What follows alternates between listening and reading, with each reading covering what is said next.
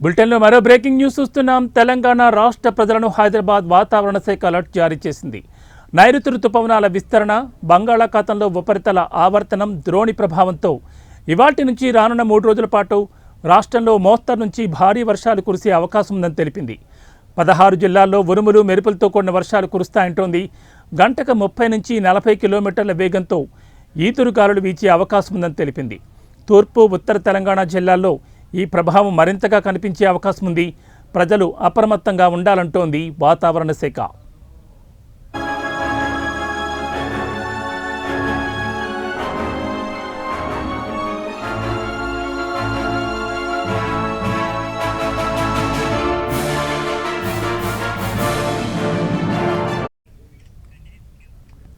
ఇక ఇవాళ ఆదిలాబాద్, కొమరంభీం, మంచిర్యాల, నిర్మల్, నిజామాబాద్, జగిత్యాల, కరీంనగర్, హనుమకొండ, మహబూబాబాద్, యాదాద్రి, భువనగిరి వంటి జిల్లాల్లో వర్షాలు పడే అవకాశం ఉందని అంచనా వేసింది.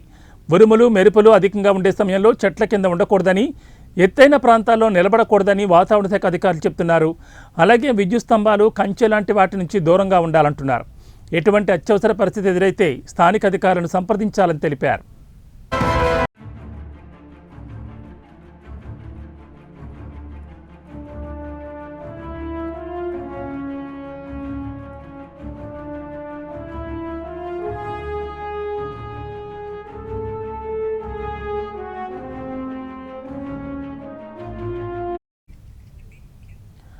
తెలంగాణ రాష్ట్ర ప్రజలను హైదరాబాద్ వాతావరణ శాఖ అలర్ట్ జారీ చేసింది.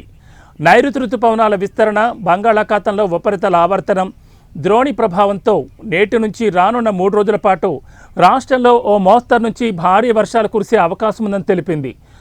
16 జిల్లాల్లో ఉరుములు, మెరుపులతో కూడిన వర్షాలు కురుస్తాయింది.